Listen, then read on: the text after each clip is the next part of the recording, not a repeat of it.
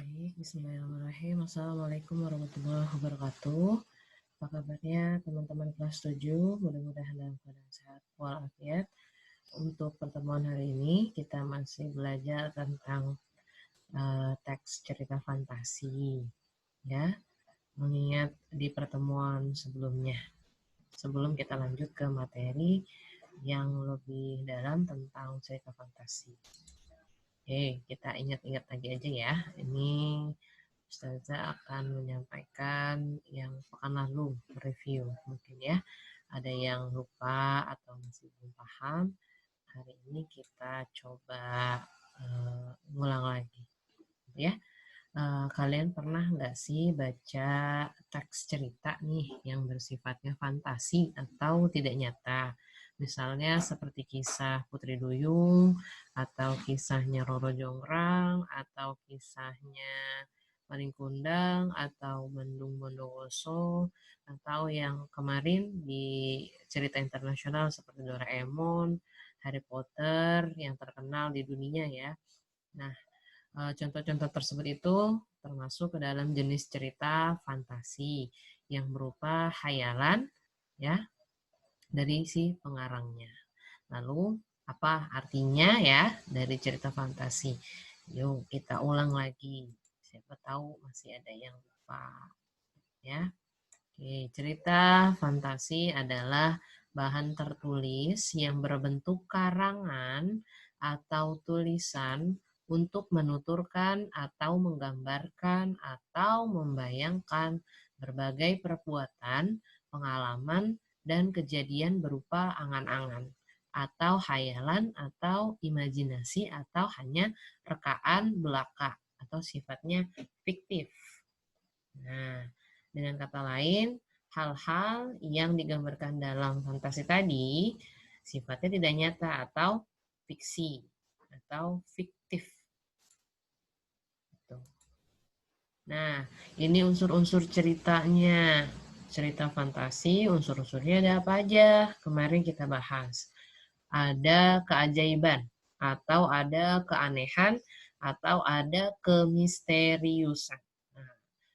Cerita yang mengungkapkan hal-hal yang berbau supranatural atau mistis, ya, atau kemisteriusan kayak cerita detektif, dan kegoiban yang tidak ditemui dalam dunia nyata. Itu salah satu unsur dari cerita fantasi. Nah, kemudian apalagi? Bisa jadi ya, contoh tokoh dan latarnya diciptakan penulis, ya nggak ada di dunia nyata gitu, atau di dunia nyata dimodifikasi gitu. Ya, yang kedua unsurnya adalah ide cerita, unsur atau ciri umumnya ya. Ide cerita dari teks fantasi ini bersifat daya khayal dari si penulisnya, benar-benar hanya imajinasi belaka dan tidak dibatasi oleh realitas atau kehidupan nyata. Ide ini juga berupa irisan dunia nyata atau gabungan dunia nyata dan dunia khayalan gitu dari pengarangnya. Nah, idenya ini bersifat sederhana kadang dari si penulisnya, tapi mampu menitipkan pesan yang menarik. Tema fantasi sendiri bisa goib atau supranatural atau futuristik, gitu ya. Sifatnya seperti Doraemon bisa maju ke masa depan dan sebagainya, seperti itu. Ya. Ciri umum lainnya atau unsur-unsur cerita yang lainnya dari cerita fantasi adalah menggunakan berbagai latar, lintas ruang dan waktu.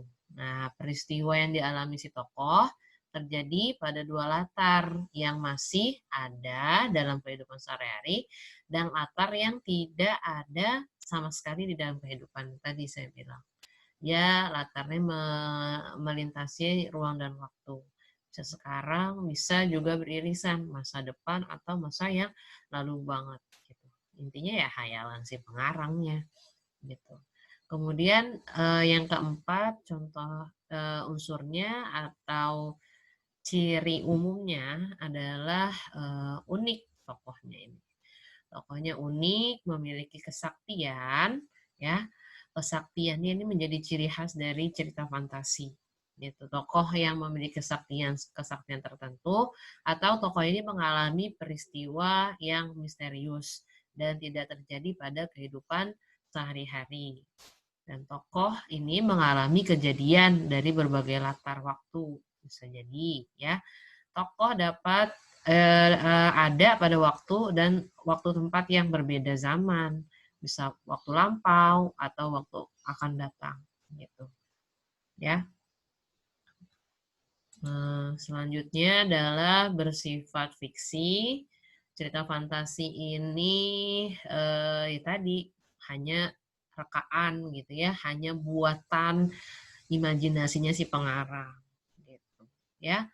Yang keenam, bahasanya biasanya menggunakan bahasa yang variatif, banyak macamnya gitu ya, atau ada ekspresif, bersifat kalimat ekspresif, mengungkapkan perasaan gitu, dan menggunakan ragam percakapan, bukan bahasa formal ya, bahasa keseharian gitu. Kemudian ini kemarin kita belajar mengidentifikasi unsur-unsurnya, kemudian menceritakan kembali ya isi narasinya, atau ya cerita imajinasi atau cerita fantasi ini termasuk ke cerita narasi atau yang bersifat uraian cerita, rangkaian seperti itu. Ya, ini kalau kita praktik langsung, kita belajar di kelas, kita ceritanya berantai gitu ya. Menceritakan kembali. Tapi kemarin teman-teman cukup menuliskan di dalam Google Form, membuatnya secara tertulis. Ya, jazakumullah khair untuk santri yang sudah mengerjakan tugasnya kemarin, menceritakan kembali cerita tentang 4 orang murid secara tertulis di Google Form. Gitu.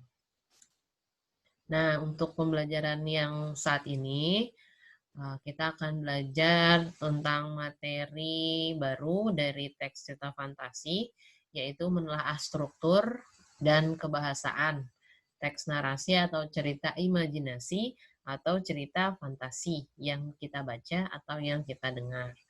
Kemudian teman-teman nanti belajar menyajikan gagasan kreatif dalam bentuk cerita imajinasi secara lisan dan tulis. Nah, tapi nanti praktiknya Ustazah minta secara tertulis saja lagi dengan memperhatikan struktur, penggunaan bahasa atau aspek, karena kita nggak praktek lisan, cukup tulisan saja. Jadi hanya memperhatikan struktur dan penggunaan bahasa. Nah, sekarang kita masuk teori tentang struktur dan penggunaan bahasa dalam teks cerita imajinasi atau cerita fantasi atau teks narasinya. Gitu. Nah, tujuan pembelajarannya diharapkan setelah pertemuan ini kalian dapat memahami struktur, kemudian kaidah kebahasaannya dari teks fantasi apa saja, kemudian kita sama-sama merancang gagasan kreatif, kemudian menulis cerita imajinasi dengan memperhatikan pilihan kata, kelengkapan struktur dan kaidah, penggunaan kalimat, tanda baca, dan ejaan tentunya. Nah, tahukah kalian struktur teks cerita imajinasi ini terdiri ada 4 bagian, ya. Biasanya ada yang pertama dimulai dari orientasi, pembukaan ini selalu di awal biasanya. Kemudian ada konflik berupa isi. Konflik ini terkait dengan pemunculan masalah, kemudian masuk ke masalahnya intinya, gitu ya, sampai puncak masalahnya. Nah, kemudian masuk ke resolusi. Resolusi ini adalah penyelesaian dari masalah atau konflik. Penyelesaiannya. Kalau konflik tadi permasalahan dari mulai kemunculan, konfliknya itu sendiri apa, dan puncak masalahnya apa. Nah, baru masuk ke struktur berikutnya adalah resolusi. Resolusi ini terkait dengan penyelesaian masalah gitu ya. sampai di akhir cerita gitu ya, resolusi. Dan yang terakhir adalah strukturnya koda. Koda atau penutup. Nah, koda ini biasanya bisa ada, muncul, atau tidak di dalam teks fantasi. Nah, koda ini bentuknya seperti amanat yang tertulis gitu di dalam sebuah teks. Tapi kalau itu nggak dituliskan dalam struktur itu nggak apa-apa. Tapi dia sudah masuk di penyelesaian resolusi saja juga sudah cukup. Boleh. Jadi koda ini sifatnya nggak harus strukturnya pilihan sifatnya. Tapi kalau tiga tadi ada orientasi, konflik, resolusi itu wajib ada. Gitu. Nah, orientasi apa? Orientasi itu artinya pembukaan. Kalian kalau baca teks cerita, fantasi, atau narasi atau cerita imajinasi, biasanya nanti dikenalkan dengan entah itu si tokohnya, latarnya, ya, latar tempat, waktu, suasana, dan sebagainya. Kemudian baru muncul pemunculan sebab-sebab pemicunya konflik, kemudian konfliknya intinya apa, sampai nanti terakhir di resolusi penyelesaiannya. Ya, mudah-mudahan bisa dipahami strukturnya. Kemudian, nah ini misalnya contohnya yang kita baca ya, tentang belajar dengan Gajah Mada. Ini ada di buku paket Bahasa Indonesia, sebenarnya sudah saya upload di LMS, teman-teman nanti bisa baca. Saya lupa ada di halaman berapa, tapi nanti cari saja di bagian struktur teks cerita imajinasi. Ini judulnya ya, strukturnya ada judul yang pertama, Belajar dengan Gajah Mada. Nah, Belajar dengan Gajah Mada judulnya. Kemudian ada orientasi tadi, mengenalkan latar tokoh, misalnya. Minggu pagi yang cerah, Ardi, Handi, dan Dani berada di Candi Trowulan. Mereka merupakan siswa pilihan dari sebuah SMP yang sedang melakukan tugas pengamatan untuk karya ilmiah remaja. Di tengah keramaian orang yang sedang berwisata, mereka sibuk menyelesaikan laporannya. Dan apa? Masuk ke komplikasi. Nah, komplikasi ini tadi apa? Munculnya masalah, timbulnya masalah hingga masalah memuncak. Komplikasi. Ya. Tolong. Nah, tiba-tiba terdengar suara Handi berteriak minta tolong. Dan Dani dan Ardi yang berada tidak jauh dari tempat itu segera berlari menghampiri. Betapa kagetnya mereka berdua melihat Handi berada di sebuah lubang dan hanya terlihat tangannya. Dengan refleks, Ardi dan Dani menarik berusaha menolong Handi. Tapi terdengar teriakan keras dan mereka bertiga terseret ke lubang itu.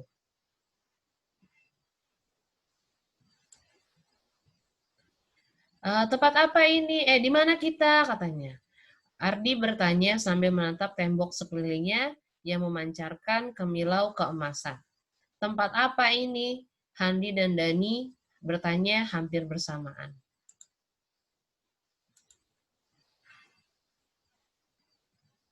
Oke, sebentar saya. Oke, muncul lagi. Oke, tiba-tiba di hadapan mereka muncul laki-laki bertubuh kekar. Kalian bertiga saya panggil untuk menemui leluhurmu. Laki-laki tegap itu berujar dengan penuh wibawa. Ketiga anak itu terbelalak. Siapa Bapak? Sambil gemetar, Handi memberanikan diri untuk bertanya. Aku yang berjanji tak akan makan buah palapa sebelum Nusantara bersatu. Jawab laki-laki itu dengan mata tajam menatap ke arah tiga anak yang masih ketakutan itu. Gajah Mada. Suara ketiganya seperti tercekat. Ya, benar. Akulah Gajah Mada yang sejak muda berusaha keras berlatih untuk menjadi orang berguna. Suara laki-laki itu dengan sangat berwibawa. Apa yang sudah kamu lakukan untuk menyiapkan dirimu agar menjadi orang berguna? Mata laki-laki itu lekat menatap Handi, kemudian dia beralih memegang bahu Ardi dan Dani. Terus apa yang dilakukan? Saya berusaha menjadi juara kelas dengan belajar tiap hari. Ardi menjawab agak terbata-bata. Saya belajar tiap malam, sehingga selalu ranking 1 di sekolah. Handi menyaut. Saya les semua mata pelajaran, sehingga selalu mendapat prestasi matematika tertinggi di kelasku. Dani menimpali jawaban teman-temannya. Belum cukup, kalian semua harus menambahkan jawaban lagi dengan benar untuk dapat dikembalikan ke tempat semula. Laki-laki itu semakin mendekat. Ketiga anak itu berpikir keras untuk mengungkapkan hal terbaik apa yang diperbuat selama ini. Setelah 1 jam berpikir keras, Handi membuka pembicaraan. Saya selalu berusaha untuk tidak terlambat datang ke sekolah dan menyelesaikan tugas tepat waktu. Dan Handi memulai mengajukan ide. Saya berusaha bekerja keras dan tidak mencontek waktu ujian, kata Ardi meluncur deras. Saya mendengarkan teman yang berbeda pendapat dan meresponnya dengan santun. Dani bertutur dengan lancar. Oke, sampai bagian yang sini, ini tadi termasuk bagian komplikasi, ya, bahwa munculnya masalah tadi, dia melihat ada temannya, dia mendengar temannya teriak masuk ke sebuah lubang dan tiba-tiba mereka sudah berbeda tempat, latar, gitu ya. Terus muncullah sosok yang asing yang mengaku dirinya sebagai Gajah Mada. Nah, untuk konfliknya lagi makin panas lagi, dia berpacu ya. Kalau dia tidak bisa menjawab pertanyaan yang diajukan oleh si Gajah Mada, si anak kuda ini nggak bisa balik lagi nanti ke tempat. Nah, jadi mereka berusaha mencari jawaban yang baik gitu untuk bisa kembali ke tempat semula gitu ya. Nah, kemudian resolusinya apa? Selesai si Dani menyelesaikan kalimatnya, terdengar dentuman keras ya. Seakan ada yang mengangkat mereka bertiga tiba-tiba sudah kembali berada di daerah Candi Trowulan, tempat mereka melakukan pengamatan. Ketiganya mengusap mata. Seakan tidak percaya, mereka saling berangkulan. Benar ya, kata Gajah Mada tadi, Handi berucap lirih. Iya, kita tidak cukup hanya dengan pintar, kata Ardi, hampir tak terdengar. Ya, kita harus memiliki perilaku yang baik. Dani berteriak lantang sambil menyeret kedua temannya. Menuju area candi yang harus diamati, mereka bertiga bertekad menyelesaikan tugasnya tepat waktu seperti biasanya. Mereka bekerja keras untuk menghasilkan sebuah karya. Nah, tuh resolusinya bahwa tadi mereka sudah menjawab pertanyaan yang tepat gitu ya. Kemudian mereka dikembalikan oleh si Gajah Mada. Nah, akhirnya mereka melanjutkan penelitian gitu ya di Candi Trowulan tadi. Seperti itu strukturnya. Nah, di sini tidak dimunculkan koda. Kalau koda tadi dituliskan pesannya. Jadi dari cerita ini kita dapat belajar apa misalnya harus bersungguh-sungguh dalam melakukan sesuatu ya, dan disiplin, misalnya bekerja keras. Nah, itu baru disebut dengan koda gitu. Nah, nanti Ustazah sambung lagi tentang kebahasaan teks cerita fantasi.